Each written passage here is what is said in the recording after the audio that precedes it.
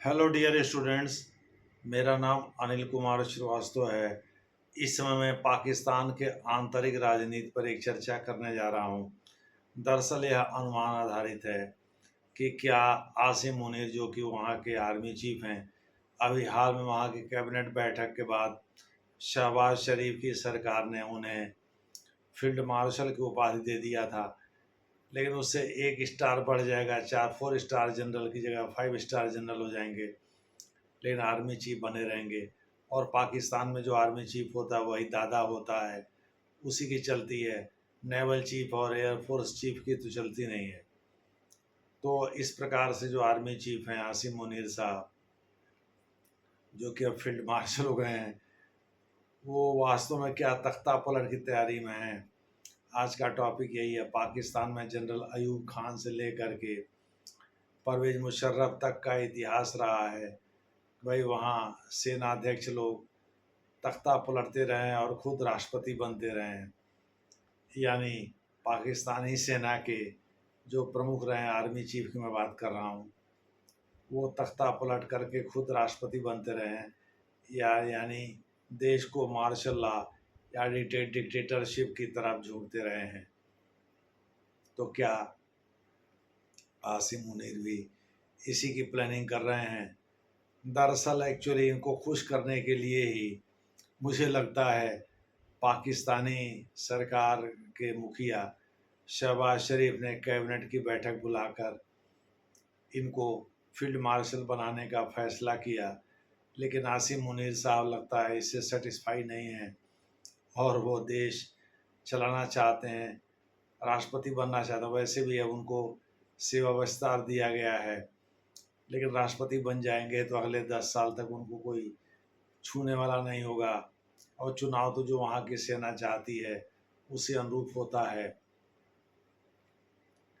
परवेज मुशर्रफ साहब ने जैसे चाहा वैसे ही चुनाव हुआ, जैसा रिजल्ट चाहा उसी तरह का रिजल्ट भी आया। यह बात वहाँ के काउंटिंग अधिकारी स्वीकार भी कर चुके हैं कई मौक़ों पर।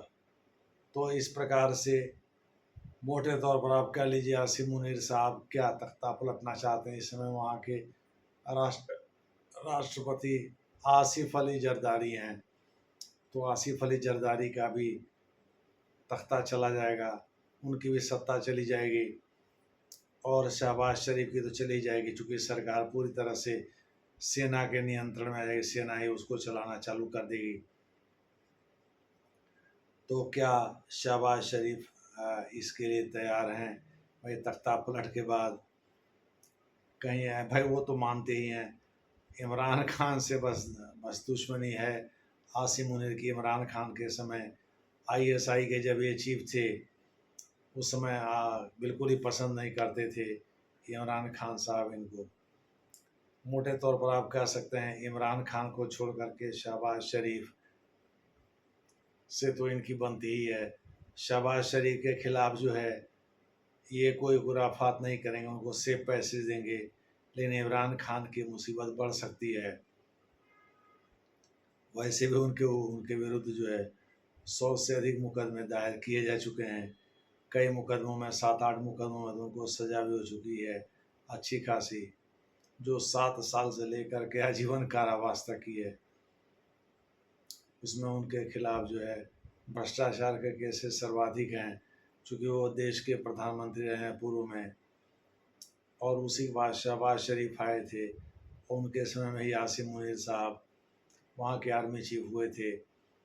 ऑपरेशन सिंदूर के बाद से हालात कुछ ऐसे बन गए हैं कि वो भारत से बदला लेना चाहते हैं। बदले की आग में और तप रहे हैं आसिम मुनीर। आसिम मुनीर जो कि वहाँ के आर्मी चीफ हैं, एक खुलेआम टू नेशन थियरी की बात करते हैं और कश्मीर को रेगुलर वे में बताते हैं। दूसरे शब्दों में ये एंटी इंडिया रैंड पर कायम रहते हैं। इतना भारत विरोधी बयान तो किसी भी आर्मी चीफ ने नहीं दिया इसके पहले पाकिस्तान के। लेकिन आसिम मुनीर को इसीलिए मुल्ला मुनीर या जिहादी मुनीर कहा जाता है, पाकिस्तान में भी लोग कहते हैं। आसिम मुनीर, मोहम्मद आसिम मुनीर वास्तव में एक जिहादी मानसिकता के आर्मी चीफ हैं जो भारत से बदला लेने के लिए तड़प रहे हैं। और ऐसा वो तभी कर सकते हैं जब वो पाकिस्तान के राष्ट्रपति हों। दूसरे शब्दों में, देश की नौकरशाही, देश की सेना पूरी तरह से उन्हीं की बात सुने। और पाकिस्तानी संविधान में इसके लिए संशोधन भी कर दिया है। इशाक खान या इशाक डार नाम था उनका, जो इसके पहले जो 1998, 96, 97, 98 में राष्ट्रपति थे। वहाँ के पाकिस्तान के परवेज मुशर्रफ जिस समय तख्ता पलटे थे उस समय वहाँ के राष्ट्रपति थे। तो इस प्रकार से उनके समय में पाकिस्तानी संविधान में संशोधन भी हो गया था। कहा जाता है आसमत जहांगीर जब आर्मी चीफ थे, बस उनके समय में भारत कश्मीर मसले को हल कर सकता था, लेकिन किया नहीं, चूँकि उस समय अटल बिहारी वाजपेयी की सरकार भी नहीं थी। अटल बिहारी वाजपेयी की सरकार 98 से कंटिन्यू की है। उसके समय में तो परवेज मुशर्रफ उसके बाद ही आए थे, तो अस्मत जहांगीर से अटल बिहारी वाजपेयी भी बात कर सकते थे, लेकिन नवाज शरीफ से वो बात करना उचित समझे और उन्होंने मौका गंवा दिया।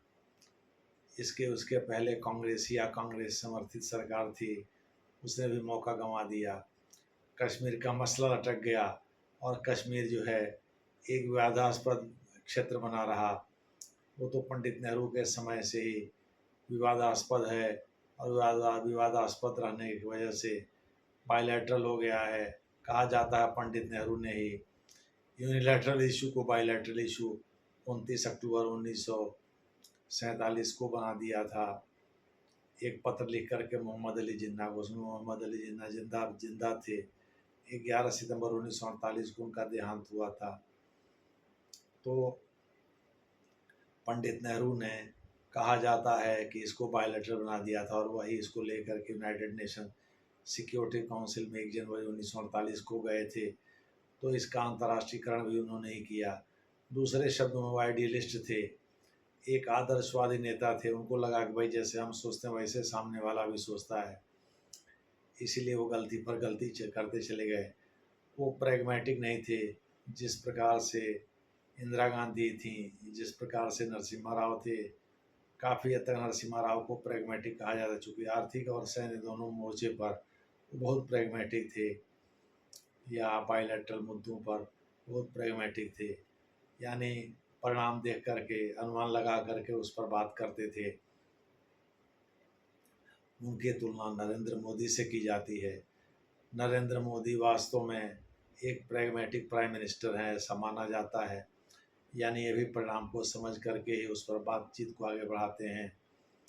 और इनके आसपास के लोग जो है, जैसे एस जयशंकर, काफ़ी लंबा अनुभव रहा है फॉरेन सेक्रेटरी के रूप में उनका। वो एक ऐसे परिवार से आते हैं जहाँ उनके पिताजी भी फॉरेन सेक्रेटरी रह चुके हैं। तो सुब्रमण्यम जयशंकर जैसे, अजीत डोभाल जैसे लोगों से परामर्श लेकर के कोई कदम उठाते हैं नरेंद्र मोदी। तो नरेंद्र मोदी के बारे में भी कहा जाता है ये भी एक प्रैग्मेटिक प्राइम मिनिस्टर हैं। आगे देखना है कि अगर तख्ता पलट होगा तो उसके बाद हालात क्या बनेंगे पाकिस्तान में, जैसा होगा उस पर हम लोग चर्चा करेंगे। धन्यवाद।